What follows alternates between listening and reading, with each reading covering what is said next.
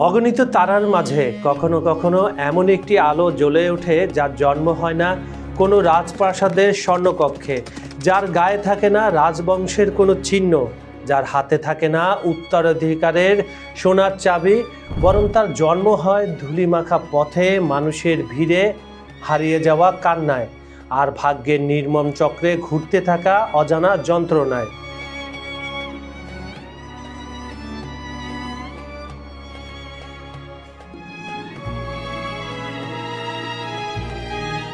12 শতকের নিশাপুর শহরটা তখন বণিকদের হাক ডাকে ভরা। বাজারের কোলাহল আর ঘোড়ার টকবক টকবক শব্দে ব্যস্ত এলাকা। শুধু আছে দাস বাজারের মালিকের দড়ি আর নিজের নামের এক মুঠো অনিশ্চয়তা। কিন্তু ভাগ্য অদ্ভুত জিনিস, যে দাস শিশুটি কারো চোখে ছিল না, কারো চোখে পড়তো না, যার নাম উচ্চারণ করতেও দ্বিধা করত লোকজন, কারণ সে তো দাস ছিল। সেই শিশুটি একদিন হয়ে ওঠেন ভারতের ইতিহাসের মোড় ঘুরিয়ে দেওয়া প্রথম মুসলিম সুলতান।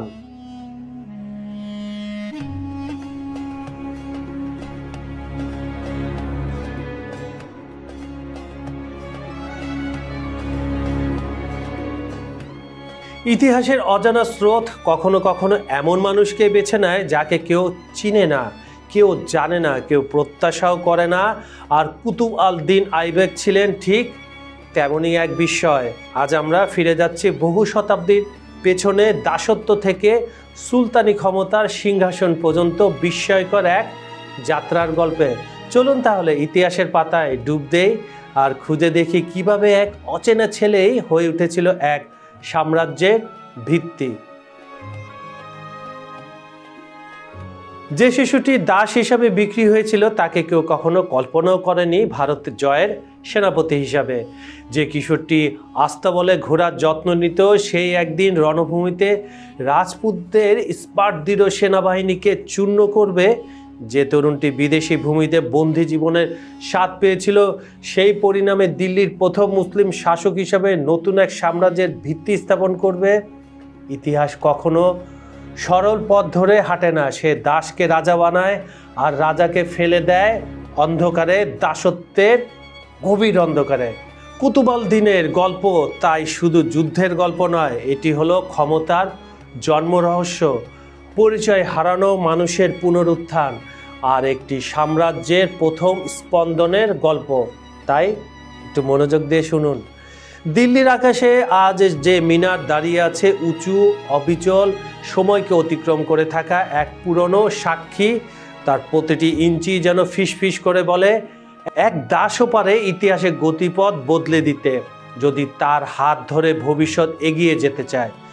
এই হলো কুতুব আল দিন আইবেকের গল্পের শুরু, অন্ধকার থেকে আলোয় উঠে আসা এক সাম্রাজ্য নির্মাতার, যার জীবন নিজেই যেন এক নিঃশব্দ বিপ্লব।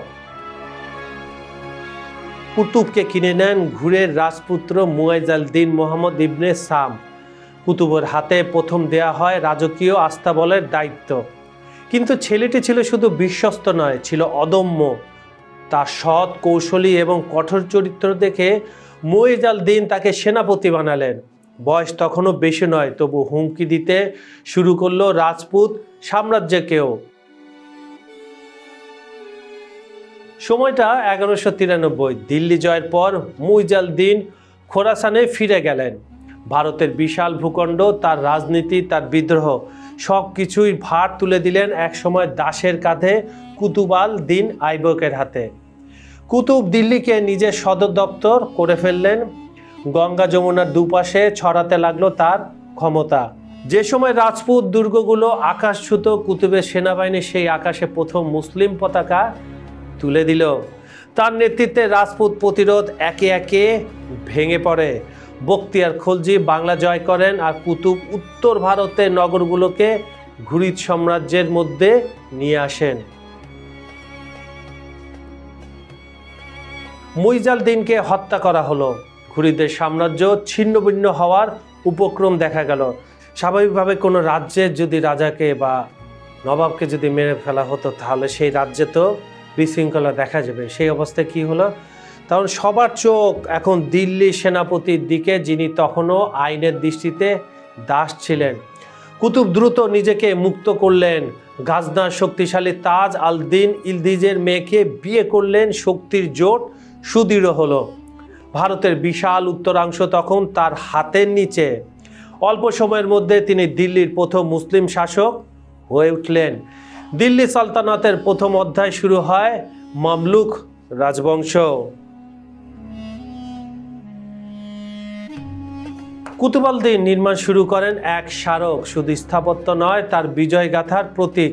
ইলতুমিশ, তার জামাতা এবং যোগ্যতম সেনাপতি পরবর্তীতে মিনারটি সমাপ্ত করেন এবং একই সঙ্গে দিল্লি সালতানাতকে পরিণত করেন একটি স্বাধীন সাম্রাজ্যে।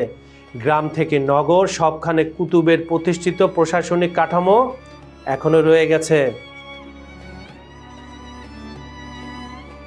তার জন্মের মতো নাটকীয় ছিল তার মৃত্যু। কোনো যুদ্ধ, ষড়যন্ত্র বা বিদ্রোহ নয়, একটি পোলো ম্যাচে ঘোড়া থেকে পড়ে তিনি মারা গেলেন। ইতিহাস কখনো কখনো এমনই নির্মম হয়, আবার বিদ্রূপ হয়, কিন্তু তার মৃত্যু শেষ করেনি গল্পটাকে। তার উত্তরসূরি ইলতুমিশ দিল্লিকে রূপ দিলেন দক্ষিণ এশিয়ার সবচেয়ে স্থিতিশীল মুসলিম শক্তিতে।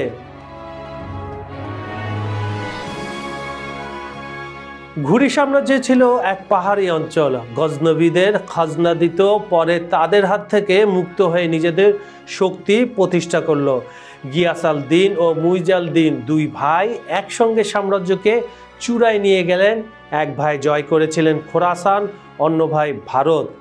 যুদ্ধ, রাজনীতি, কৌশল সব মিলিয়ে ঘুরিদের সাম্রাজ্য ছিল ধূমকেতুর মতো ঝলসে উঠেছিল, আবার দ্রুত মিলিয়েও গিয়েছিল। 1215-এর মধ্যে খোয়ারেজম শাহাদাতের দখল সব শেষ হয়ে যায়, তবু তাদের রেখে যাওয়া সবচেয়ে স্থায়ী উত্তরাধিকার ভারতের মুসলিম শাসনের ভিত্তি।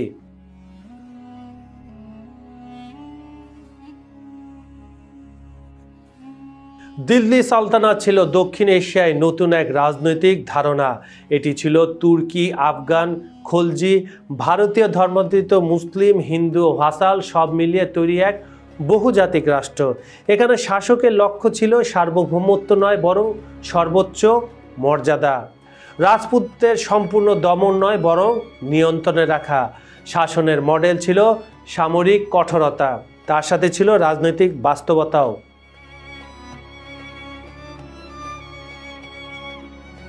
দিল্লির বিকেলের আকাশে যখন সূর্য ঢলে পড়ে, কুতুব মিনারের ছায়া লম্বা হয়ে মাটির উপর পড়তে থাকে।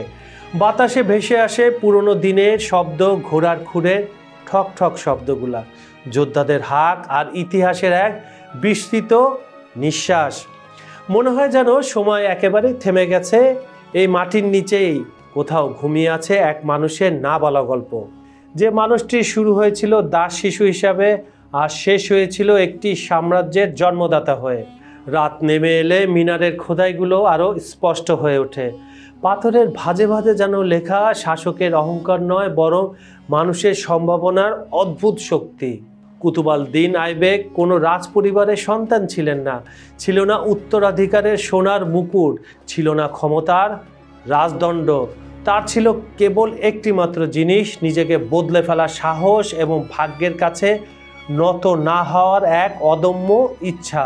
দীর্ঘ সময় পরে যখন ইতিহাসরা নিজেদের সাজিয়ে নেয় নতুন আলোতে, রাজাদের নাম ভুলে যায়, যুদ্ধের ধুলো উড়ে যায়, তবু কিছু নাম সময়কে ছাড়িয়ে টিকে থাকে, কারণ তারা কেবল শাসক ছিল না, তারা ছিল এক যুগের আর্কিটেক্ট, এক সভ্যতার প্রথম হাতেখড়ি।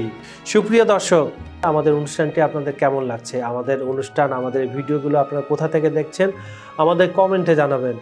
আমাদের চ্যানেলটি সাবস্ক্রাইব করে রাখুন। আর আমি কাজল হায়দার আজ বিদায় নিচ্ছি। আগামীকাল আবার দেখা হবে একই সময়ে একই চ্যানেলে, টপিক থাকবে ভিন্ন। ধন্যবাদ সবাইকে।